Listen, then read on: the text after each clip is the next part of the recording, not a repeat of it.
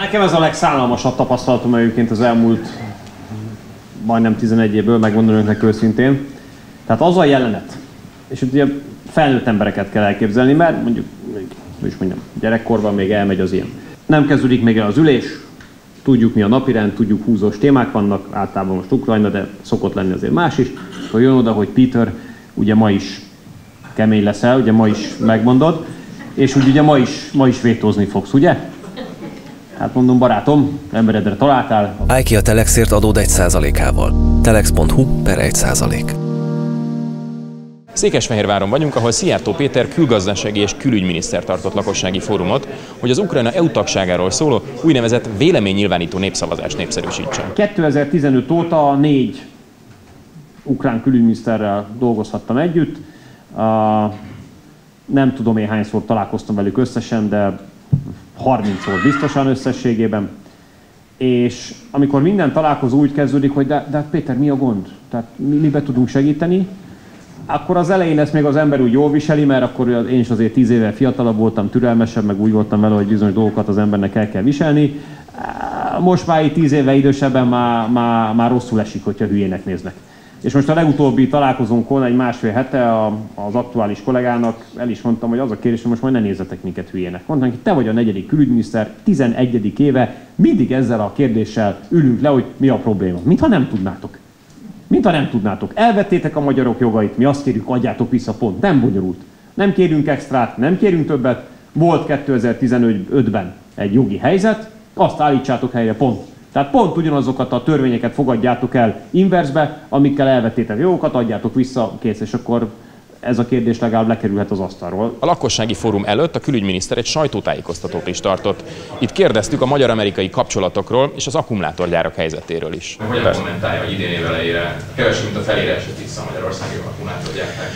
Úgyhogy az elektromos autóiparra történő átállásnak különböző fázisai vannak. És mint minden egyes ilyen masszív adaptációval járó nagy technológiai forradalomnál, az elején van egy kilövésszerű időszak, utána van egy visszaesés, és utána pedig van egy ilyen tömeges növekedés. Ez szerintem mindenki, aki ért hozzá, ezt várta. Mikor jöhet el ez a tömeges növekedés? Hát, vagy egyelőre folyamatosan egyre rosszabb a helyzet? Hát én nem gondolom azt, hogy hosszú távon erre kell számítanunk, tekintettel arra, hogy mind a kínai, mind az európai gyártók hoztak egy stratégiai döntést, hogy átállnak az elektromos autóknak a gyártására, és hogy ugyanúgy, hogy a kereslet alakítja a kínálatot, a kínálat is alakítja a keresletet. De hogy akkor azt nem tudja megmondani, hogy körülbelül mikor várható az, hogy megfordul ez a trend? Szerintem hamarosan. De hogy hát dátumot nem tudok mondani. Hozzávetőleg 500 milliárd forint állami támogatás ment ki különböző akkumulátorgyárakra, infrastruktúrára, direkt támogatásra. Igen. Így annak fényében, ami most van, hogy jelentősen visszaesett az akkumulátorgyárak teljesítménye, jó döntés volt ezt rengeteg pénzt erre költeni? Ön mit írt volna a Telexen arról, hogyha mondjuk a CATL beruházását elvesztettük volna egy szomszédos országgal szemben, aki szintén hajtott a beruházás. Én azt írták volna, hogy alkalmatlan a külgazdasággal foglalkozó miniszter, mert még ezt se tudta elintézni, hogy ide jön ez a beruházás. Hát ne vicceljenek már, egy beruházási versenyt meg kell nyerni, mert akkor a munkahelyek itt vannak, a technológia itt van, és nem máshol van. Hát, és ezekben a beruházási versenyekben az állami támogatások is versenyeznek egymással. Van egy világos jogszabály, hogy mennyi állami támogatást lehet adni, és minden egyes állami támogatás, amit az én vezetésem alatt az elmúlt 10-11 esztendőben adtunk beruházásokhoz, az mind tökéletesen kielégítette azt a jogszabályi kötelezettséget, hogy annak meg kellett térülni a magyar állam számára, és mind meg is térült, mind egytől egy. Összességében az, hogy Magyarországon létrejön a világ második legnagyobb elektromos akkumulátorgyártó kapacitás, az egy óriási versenyelőnye Magyarországnak, mert Európában és a világ más pontjain is megszülettek azok a döntések, amelyek nyomán az autóipar átáll elektromos alapokra. Tehát szerintem óriási baj lett volna, hogyha ebben a versenyben mi veszítettünk volna. Önök meg joggal írnak le, hogy alkalmatlan az ezt a területet felügyelő miniszter, mert valószínűleg leírták volna gyorsan. És valaki azt mondja a jelen helyzetet tekintve, hogy alkalmatlan ezt a területet felügyelő miniszter, hogy elköltöttünk 1500 milliárdot egy olyan ágazatra, ami úgy látszik, hogy iszonyatosan beszakadt, és magával rántotta a magyar gazdaság teljesítményét. Arra meg azt mondom, hogy politikailag elfogult és hülyeségeket beszél, már ne haragudjon. Hát most mondtam el előbb, hogy néz ki ez az egész. De arra nem tudok válaszolni, hogy mire? mikor várható, hogy újraemelkedésnek indul. Hát mondtam, hogy minden egyes várakozás szerint ez hamarosan meg fog történni, és azt is mondtam, hogy sajnos napot nem tudok mondani, de hamarosan meg fog történni. Én ebben egészen biztos, hát akár az idei év vége fele is, persze. Én a szakértőknek és az autóipari szereplőknek a véleményére hagyatkozom. Nézze, nem akarom önt megsérteni, ez inkább csak magamról beszélek. Tehát én úgy gondolom, hogy nálam az autóiparhoz jobban értenek a legnagyobb európai autógyártó vállalatok első számú vezetői, akit mindegyiket megkérdeztem arról a közelmúltban, hogy mit gondolnak erről a kérdésről. És ők mondták azt, amit most én mondtam. Tehát mivel, és mondjam, őket jobban képzettnek tartom ebből a szempontból, ezért én hiszek nekik. Orbán Viktor még januárban, Gulyás Gergely pedig most nem olyan régen közölte azt a Facebookon, hogy tárgyalnak az amerikaiakkal, hogy valahogyan jobb helyzetbe kerüljön Magyarország az amerikai vámokkal szemben. Mit lehet ezekről a kétoldalú tárgyalásokról tudni? Ugye vámunióban vagyunk az Európai Unióval, tehát hogy nagyon mentesülni azokon, amit az európaiak nem tudunk. Így van. Vannak ilyen kétoldalú tárgyalások? Miről van ez? Persze. Ön ezt jól mondja, tehát a vám és kereskedelmi politika az Európai Unióban alapvetően közösségi hatáskör, tehát nyilvánvalóan önálló kétoldalú vámügyi együttműködésről szigorúan véve nem lehet tárgyalni, lehet viszont tárgyalni átfogó gazdasági együttműködési kérdésekről, amiket folyamatosan meg is teszünk. Tehát zajlik egy folyamatos egyeztetés közöttünk a gazdasági kereskedelmi kapcsolatok fejlesztéséről, beruházások témájában is. Tehát mi azt szeretnénk, hogy a magyar-amerikai gazdasági kapcsolatok úgy általában lépjenek egy újabb dimenzióba. Ennek már egyes előszeleit szerintem észrevehették, például amikor a magyar beruházás ösztönzési rendszer történetének egyik legjelentősebb kutatásfejlesztési projektjét jelentettük be itt Magyarországon, egy amerikai vállalatnak a beruházása, lesz még ilyen a jövőben is. Tehát egy nagy általános gazdasági együttműködési kérdésről szóló tárgyalásokat képzeljenek el, ami nem kizárólag a vámokra koncentrálódik, mert annak sok értelme nem lenne, hiszen még egyszer mondom, az egy közösségi hatáskör. És ennek lehet akkora súlya, hogy ellensúlyozza a vámokat? Persze. 90 nap múlva újra életbe lépnek? Persze, úgy próbáljuk, igen. Tehát azért ezek, arról lehetett olvasni, hogy Magyarországot érinteni az egyik legrosszabb túl az Európai Unióból, hogyha ezek a vámok valóban életbe lépnek. Hát ezt nem tudom, hogy a többieket, persze. Nem tudom, hogy a többieket hogy érintené, de nyilvánvalóan, mivel Magyarország az európai autóiparnak az egyik bástyája, az európai autóipar egyik legerősebb szereplője mi vagyunk, ezért nyilván nekünk az az érdekünk, hogy az autóiparral kapcsolatos nemzetközi kereskedelmet a lehető legkevesebb vám terhelje. Ez nem is kérdés. Ezért javasoltuk már november óta az Európai Bizottságnak, hogy tárgyaljon és tegyen lépéseket, mert ugye az Európai Unió egy 10%-os vámot alkalmazott az amerikai autóipari importra, az Egyesült Államok meg 2,5-et az európaira.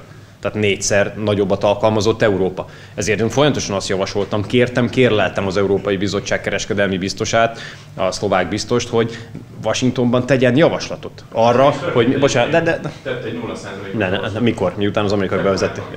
Az amerikai bevezették a vámokat. Tehát kértem tőle...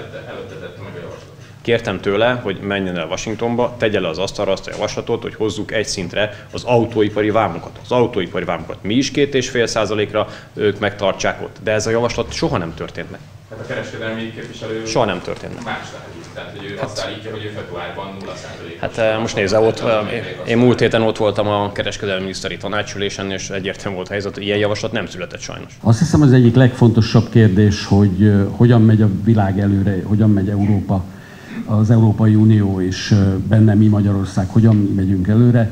A legfontosabb kérdés, hogy lesz-e béke Ukrajnában. Érdemes megnézni ennek a háborúnak a politikai környezetét. Ugye a polgármesteren nem volt nyakkendő, én csak alkalmazkodtam. Én is. Jó, hát akkor egy körbe is értünk. Baráti körbe érkeztem. Igen, és abban amiket most nem kötsz te nyakkendőt, mert akkor megfordul. Rendszeresen hallgatom azt, hogy hallgattuk eddig 3 éven keresztül, hogy a béketárgyalásokat csak akkor lehet elkezdeni, hogyha Ukrajna erősebb pozícióba került a csatatéren, hogy majd a tárgyalóasztalon erősebb pozícióba tudjon ülni. De a helyzet az, hogy az elmúlt 3 évben ki tudja hány 100 milliárd eurót költöttek a nyugati világ szereplői fegyverszállításokra és pénzügyi támogatásokra Ukrajnába. Tehát sok 100 milliárd euró ellenére nem az történik, hogy Ukrajna foglalta el Oroszország bizonyos területeit, hanem Oroszországban ott Ukrajna területein, tehát a frontvonal az nem keletre, hanem nyugatra mozog. Tehát, hogyha azt akarjuk, hogy Ukrajna minél erősebb legyen, akkor a háborút nagyon gyorsan be kell fejezni, mert Ukrajna minden egyes nappal gyengébbé válik. Úgyhogy szerintem, hogy mikor lesz béke, ugye ezt kérdezte a Tom, szerintem akkor, hogyha az amerikaiak és az oroszok erről megállapodnak, akármilyen fájó is ezt hallani bárkinek, aki nem amerikai meg orosz. De ez a realitás, tehát ennél a tárgyalóasztalnál nincsen még egy szék, főleg nincs olyan, amire az lenne írva, hogy European Union, tehát azt a széket le se gyártották, azt a matricát el se képzelték. Ez a helyzet, és ezt csak magának köszönheti a brüsszeli politikai elit, de mára ez a helyzet állt elő. Te számtalanszor tapasztaltad, én csak néhányszor, hogyha most legutóbb Varsóban volt a miniszter úr helyett a védelmi miniszterek tanácskozásán, és borzasztó azt látni, hogy amikor leülünk, akkor mindenki egymásra licitálva emeli a téteket, hogy akkor még mit ajánl fel, hány millió lőszert, és még milyen fegyvereket, vagy mennyi pénzt adjunk Ukrajnának, és folytassuk a háborút. És milyen kis fekete bárány lettünk, mert amikor Kaja Kallas a végén bezárta a kört, és így körbenézett, hogy akkor we all agree on, mindannyian egyetértünk, és így körbenézett, és akkor hozzám ért, akkor -1. Szóval ezt te számtalanszor tapasztaltad. Miért nem győz a józanész? Tehát, hogyha ki tudják mondani négy szem közt, hogy őszintén a véleményeket azt gondolják, hogy nem ez a jó út, akkor amikor így közösségbe kerülnek, miért mennek mégis az ellenkező irányba? Nekem ez a legszállalmasabb tapasztalatom egyébként az elmúlt majdnem 11 évből, megmondom önnek őszintén. Tehát az a jelenet, és ugye felnőtt embereket kell elképzelni, mert mondjuk, gyerekkorban még elmegy az ilyen. De most felnőtteket képzeljünk el, oké? 40-50-60 éves embereket, hogy azért komoly emberek mégiscsak külügyminiszterek lettek, tehát valami mégiscsak van. Nem kezdődik még el az ülés, tudjuk mi a napirend, tudjuk húzós témák vannak, általában most Ukrajna, de szokott lenni azért más is. Akkor jön oda, hogy Peter, ugye ma is kemény leszel, ugye ma is megmondod, és úgy ugye ma is vétózni fogsz, ugye? Hát mondom, barátom, emberedre találtál, igen a válasz mindhárom kérdésre, de nem lehetne, hogy esetleg mondjál te is valamit. És mondja, Peter, you know, tudod, hát a média otthon, az NGO-k, a koalíciós partnerek, hát tudod, nem lehet. Nem lehet. Most ezt a lelkiállapotot soha nem szeretném. Vannak dolgok, amiket nem szeretnénk megérni, ez azok között van. Tehát az a lelkiállapot, amikor az ember gondol valamit, mondana is valamit, van valamit helyesnek gondol, és ehhez képest kell mondani a mást. Borzasztó lehet. Tehát, hogy a Politico azt írta márciusban, hogy az amerikai külügyminiszter kérésére nem vétózta meg januárban és aztán márciusban sem az EU-s Oroszország elleni szankcióknak visszabítását. Mit reagál erre? Valóban Marco Rubio volt az, aki önt erre kérte? Vagy? Nem, mi folyamatosan beszélünk az amerikai partnereinkkel az aktuális geopolitikai kérdésekről, és nyilvánvalóan az Európai Unió által Oroszországgal szemben életbe léptetett és életben tartott szankciók is a mai geopolitikai képletnek a részét képezik. Így folyamatosan egyeztetünk ebben a kérdésben is az amerikaiakkal, és azt tudom önnek mondani, hogy azon bizonyos szavazások előtt, amiről ön most rákérdez, mindkét esetben konzultáltunk az amerikaiakkal, igen. És akkor érkezett is ilyen kérés, hogy ne állják útját a szankcióknak visszabításán? Hát most nézze, nekem nincsen felhatalmazásom arra, hogy teljes mértékben beszámoljak arról, hogy mi volt azokon a beszélgetéseken, mert nem egyedül vettem rajta részt. De még egyszer mondom, a szavazatunk leadása előtt konzultáltunk az amerikaiakkal, ebből szerintem nagyjából kikövetkeztetheti azt, amire kíváncsi. A Telex nem lenne, ha nem lettetek volna, és nem leszünk, ha nem vagytok. Állj ki a Telexért az adód 1%-ával. Hogyha esetleg a fórum után van még lehetőség? Nincs, úgyhogy még sietek utána. Van-e még kérdés, mert végülis még csak egy... Jó, hát ha van kérdés. Köszönjük szépen, hogy elkezdhetjük a fórumot, a Székesfehérváriak Parán mit szeretne?